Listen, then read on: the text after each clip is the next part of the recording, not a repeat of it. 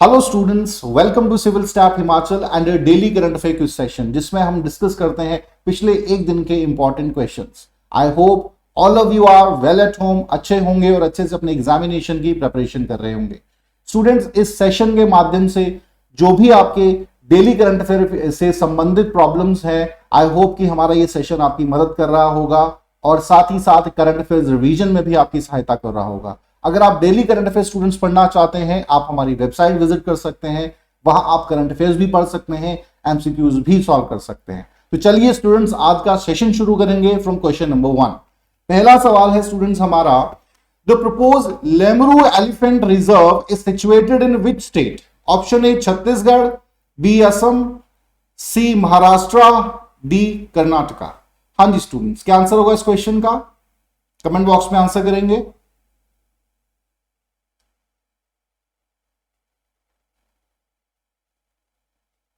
बहुत ही इंपॉर्टेंट सवाल है, अभी रिसेंटली ये खबरों में रहा है। सो ऑप्शन ए जो है आपका Chhattisgarh is the right answer. ठीक है, लेमरू जो है it's a name of place situated in Korba district of Chhattisgarh. ठीक है, let me show you in the map so that you could better understand it. ये आपका कोरबा डिस्ट्रिक्ट आप देख पा रहे हैं, ये इंडिया में कहा छत्तीसगढ़ है, और छत्तीसगढ़ में आपका ये जो कोरबा रीजन है ये कहां पर है, इसका अंदाजा आपको हो रहा होगा।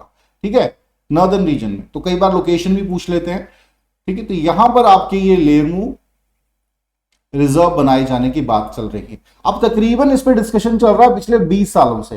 Government is trying to build this elephant reserve, but because of some reasons, क्योंकि इसकी कुछ और भी मायनों में इंपॉर्टेंस है इस रीजन की, कोई ना कोई समस्या रही। ठीक है, अब क्या है वो समस्या, उन पे भी बात कर लेते हैं। तो स्टूडेंट्स, यहां पे दो समस्या रही है। सबसे पहला है माइनिंग।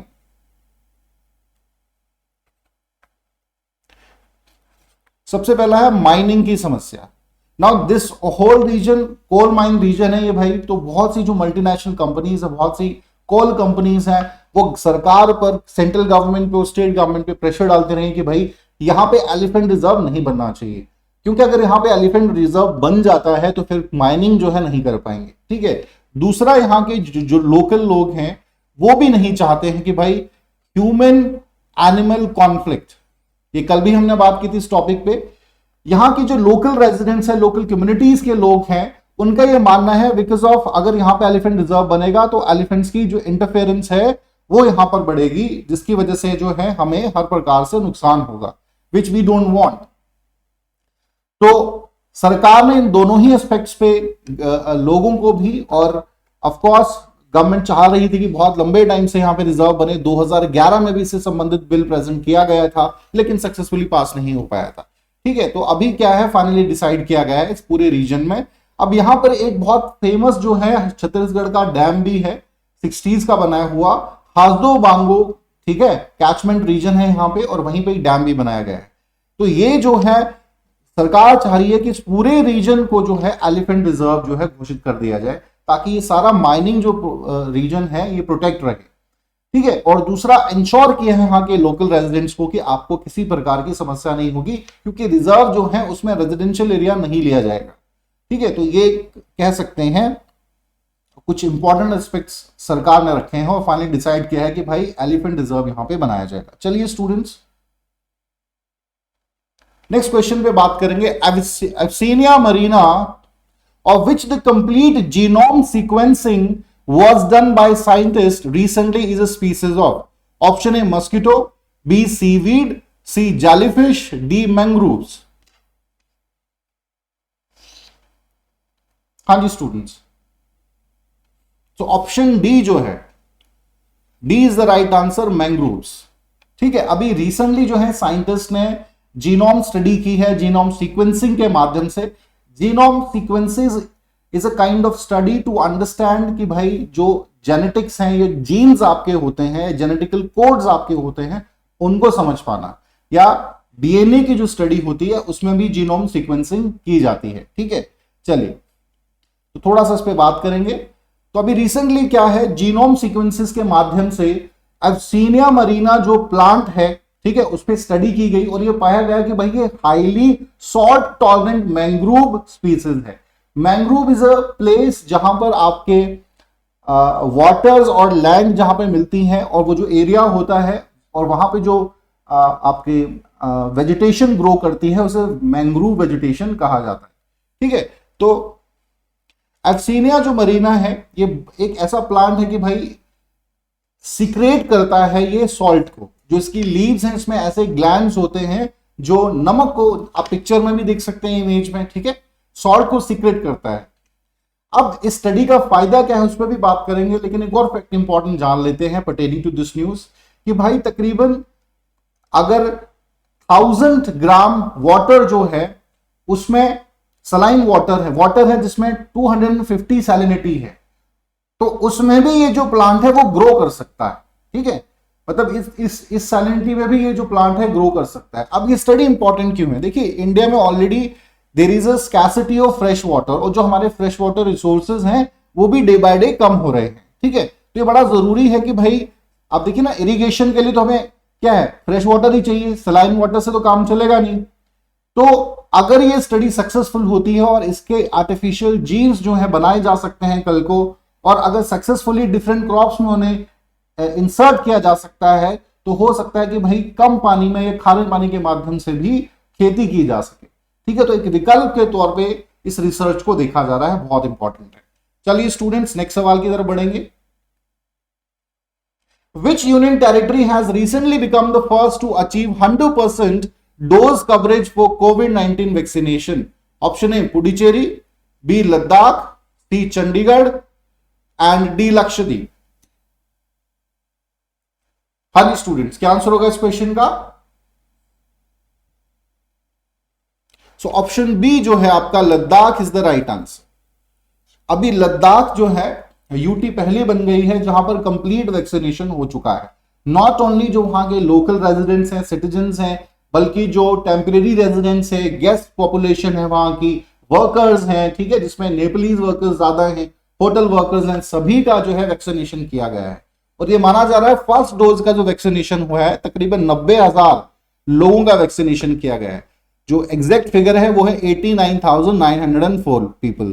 सेकेंड डोज में भी तकरीबन जो है 61 लाख के आसपास जो है आपके वैक्सीनेशन हो चुका है। तो एक बहुत ही पॉजिटिव स्टेप है कि लद्दाख एक इंटीरियर रीजन है और वहां पे कंप्लीट वैक्सीनेशन होना, यूटीज में सबसे पहले वैक्सीनेशन होना एक अच्छा खबर है, एक अच्छी न्यूज है। चलिए स्टूडेंट्स नेक्स्ट सवाल की तरफ बढ़ेंगे अब।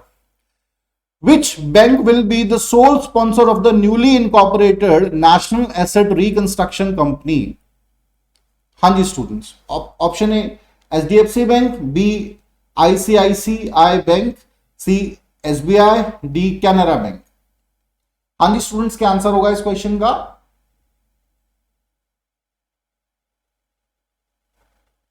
कमेंट बॉक्स में आंसर करेंगे आप।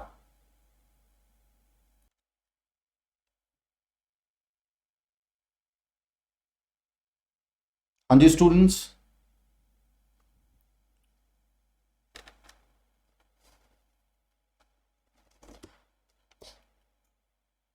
इसका सही आंसर है स्टूडेंट्स डी। ठीक है, कैनरा बैंक। अभी रिसेंटली क्या है, नेशनल एसेट रिकंस्ट्रक्शन कंपनी जो है उसको जो है लीगल स्टेटस दिया गया है, एक लीगल एंटिटी उसको मिल गई है क्योंकि रजिस्टर्ड किया गया है register of companies ROC Mumbai. अब ये नेशनल एसेट रिकंस्ट्रक्शन कंपनी क्या है? इन शॉर्ट इसे हम कह देते हैं बैड बैंक। ठीक है, बैड बैंक भी कह देते हैं।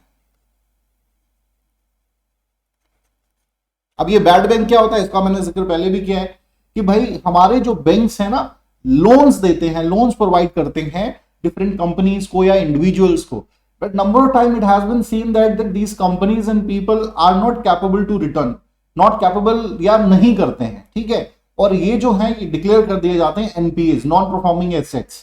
अब these all banks like SBI, ICICI, Canara bank are not capable या ट्रेंड नहीं है कि जो NPAs हैं उनको वापस ले लें। ठीक है, या स्पेशलाइज नहीं है कि जो NPAs हैं उनको जो है मतलब ऐसा डिजाइन नहीं किए, क्योंकि प्राइमरी काम तो ये है नहीं ना इनका। अब बिकॉज ऑफ दिस जो है NPAs की वजह से बर्डन बहुत इन सभी बैंक्स पे बढ़ रहा था। तो कुछ समय पहले ही आपके बैड बैंक का जो है गठन किया गया है नेशनल एसेट रिकंस्ट्रक्शन कंपनी के फॉर्म में, जिसका काम होगा इन NPAs को रिकवर करना। ठीक है, तो अभी आप आंकड़ा देख सकते हैं, ठीक है, तकरीबन 22 स्ट्रेस्ड अकाउंट्स हैं जिसका अमाउंट है तकरीबन 89,000 करोड़। तो इसी से अंदाजा लगा सकते हैं रिकवर करना कितना इंपॉर्टेंट है। डिफरेंट बैंक्स का आप देख सकते हैं बैड लोन, ठीक है, जो एनपीए, जिसको एनपीए भी कह सकते हैं। तो एसबीआई का कितना है, 20,000 है। देखिए 20,000 करोड़ जो है एसबीआई का एनपीए है। पीएनबी का 8,000 एनपीए है, और साथ ही साथ ये आप देख सकते हैं यूनियन बैंक का 7,800 मतलब 7,800 करोड़ रुपए का जो है एनपीए। तो नाउ दिस बैंक जो है जिसका काम ही ये होगा, ये रिकवर करने में बहुत मदद करेगा। चलिए स्टूडेंट्स नेक्स्ट न्यूज की तरफ बढ़ेंगे। Who is the founder of Blue Origin space company? Option A Elon Musk, B Jeff Bezos, C Richard Branson, D Burt Rutan. हाँ जी स्टूडेंट्स, बहुत सिंपल है ये सवाल, और ये जहां से जरूर सवाल आपके देखना एग्जाम्स में आना ही आना है, साइंस एंड टेक से। ऑप्शन बी इसका सही आंसर है स्टूडेंट, जेफ बेजोस। कौन है जेफ बेजोस? ठीक है, अमेजन कंपनी के मालिक हैं।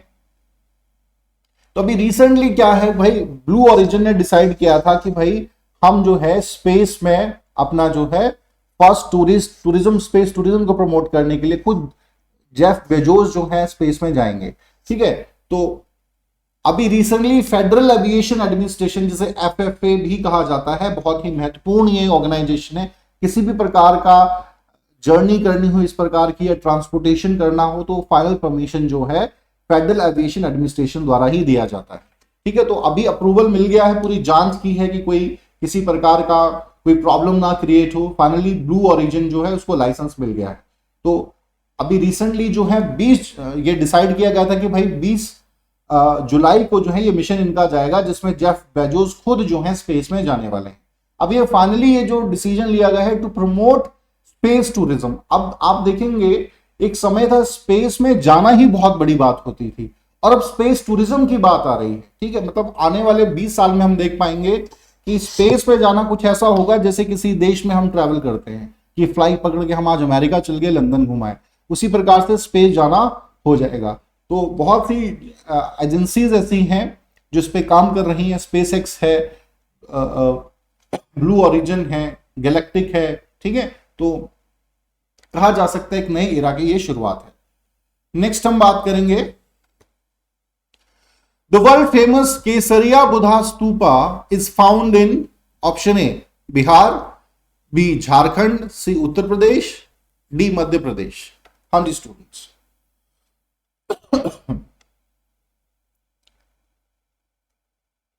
बहुत इंपॉर्टेंट सवाल है। हाँ जी, ऑप्शन ए जो आपका है सही जवाब है बिहार।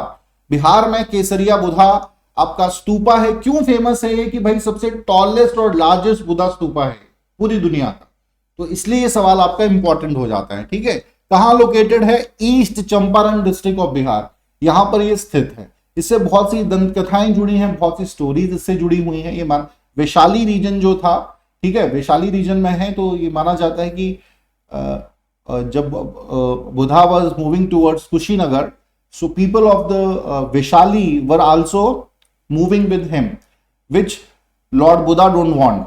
ठीक है, वो नहीं चाहते थे कि लोग उनके साथ चलते रहें इसी प्रकार से, तो उन्होंने जो था कुछ चमत्कार करके बाढ़ ला दी थी इस रीजन में, ताकि जो वैशाली के लोग हैं they did not follow him. ठीक है, सो ये उसके ट्रेसेस जो हैं यहाँ पे देखे जाते हैं, माने जाते हैं। तो ये इंपॉर्टेंट बुद्धिस्ट साइट है। चलिए नेक्स्ट है students, recently who retired as CJI of Himachal Pradesh high court? Ravi Vijay Kumar Malimath, B Lingappa Narayana Swamy, C Ajit Sharma, D Ashish Tyolia. हाँ जी स्टूडेंट्स, क्या आंसर होगा इस क्वेश्चन का? सो ऑप्शन बी जो है इसका लिंगप्पा नारायण स्वामी is the right answer.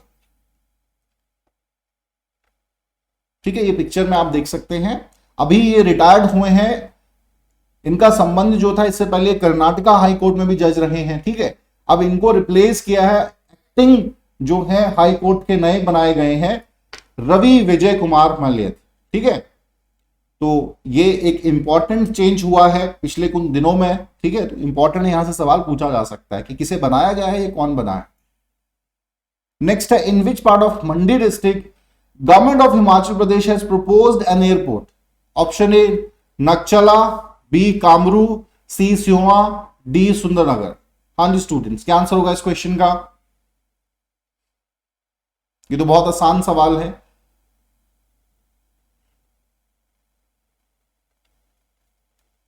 Option A, ठीक है, मंडी में एक जगह है नक्चला, यहां पर जो है एयरपोर्ट बनाने की बात चल रही है। अभी रिसेंटली खबरों में फिर से रहा है प्रोजेक्ट, तो काफी पहले से इस पे बात हो रही है, 2019-20 में भी बात चली थी कि भाई प्रोजेक्ट पे काम होगा। अभी जो हमारे सीएम है उन्होंने फिर से स्टेटमेंट दी है कि ये पिक्चर में आप देख सकते हैं कुछ इस प्रकार से ये जो प्रोजेक्ट है, ठीक है, ये है, ठीक है। तो इसमें बहुत तकरीबन 2000 करोड़ का जो है कंस्ट्रक्शन पे खर्चा भी आएगा, और कह सकते हैं कि काम चल रहा है, और रिपोर्ट दी है कि भाई बहुत जल्दी जो है ये काम खत्म होगा। तो अभी इसीलिए खबरों में भी रहा। तो ये जरूर आपको याद रखना चाहिए कि मंडी एयरपोर्ट, जो मंडी एयरपोर्ट भी कह देंगे इसको फर्दर, ठीक है, greenfield airport, greenfield region है नक्चला, ग्रीन फाइड जो रीजन है वहां पर एयरपोर्ट बनाया जा रहा है। चलिए students, here we complete our today's session. Now it's time to know a bit about our courses. पहला हमारा कोर्स उन विद्यार्थियों के लिए, उन स्टूडेंट्स के लिए है जो अपनी प्रीलिम्स की प्रिपरेशन अच्छे से कर चुके हैं but still confused that how to prepare for the mains exam. Mains का जो प्रिपरेशन है कैसे करना है, कॉन्फिडेंस नहीं आ रहा कि कैसे इस एग्जाम की प्रिपरेशन फर्दर बढ़ाई जाए। तो हमारा स्टूडेंट्स ये जो कोर्स है ये आपकी मदद करेगा। स्पेशली डिजाइन किया गया है मेंस ओरिएंटेड उन स्टूडेंट्स के लिए जो मेंस की प्रिपरेशन में प्रॉब्लम फेस कर रहे हैं, ठीक है। It includes 140 plus lectures of GS 1 2 3, साथ ही साथ आपके 1600 प्लस पेजेस के नोट्स आपको दिए जाएंगे, और मॉक इंटरव्यूज की भी प्रिपरेशन आपको इसी कोर्स में कराई जाएगी। मतलब मेंस और जो आपका इंटरव्यू है उसकी प्रिपरेशन इस कोर्स में हमारे रहेगी। It just amount 8500 rupees. Next course के बारे में हम बात करेंगे स्टूडेंट्स, ये हमारा फुल लेंथ कोर्स है, ठीक है। इसमें बेसिकली जो है उन विद्यार्थियों के लिए हमारा ये कोर्स है जो अपनी प्रिपरेशन जीरो से शुरू कर रहे हैं, स्टिल कंफ्यूज कि भाई कैसे प्रिपरेशन की जाए, करज नहीं दिखा पा रहे कि इस एग्जाम में हम बैठ सकते हैं कि नहीं। तो भाई ऐसा कोई दिक्कत नहीं है, ऐसी कोई प्रॉब्लम नहीं है, we are here for you. हमारा ये कोर्स आपकी पूरी मदद करेगा। तो ये जो कोर्स हमारा है इसमें 200 से ज्यादा लेक्चर जीएस के हैं, 75 लेक्चर्स इसमें सीसेट के इंक्लूड रहेंगे, डाउट सेशंस इसमें आपके वीकली स्टूडेंट्स लगते रहेंगे, साथ ही साथ टेस्ट सीरीज आपको प्रीलिम्स मेंस की प्रोवाइड कराई जाएगी इसी कोर्स में, मॉक इंटरव्यूज में इसमें इंक्लूड रहेंगे, मैगजीन्स आपको मंथली करंट अफेयर्स की इसमें प्रोवाइड कराई जाएंगी। तो एक फुल लेंथ हमारा कोर्स है, प्रीलिम्स से लेके आपकी फुल सिलेक्शन तक की प्रिपरेशन जो है इस कोर्स में कराई जाएगी, and it just amount 22,500 rupees. तो आप जल्दी से जल्दी इस कोर्स को ज्वाइन कर सकते हैं, या आपके जो सगे संबंधी हैं, फ्रेंड्स हैं, उनमें ये मैसेज स्प्रेड कर सकते हैं। If anyone of them interested to join your course they can. साथ ही साथ आप हमारा टेलीग्राम चैनल ज्वाइन कर सकते हैं for more updations. So here we complete today's lecture students, thank you very much.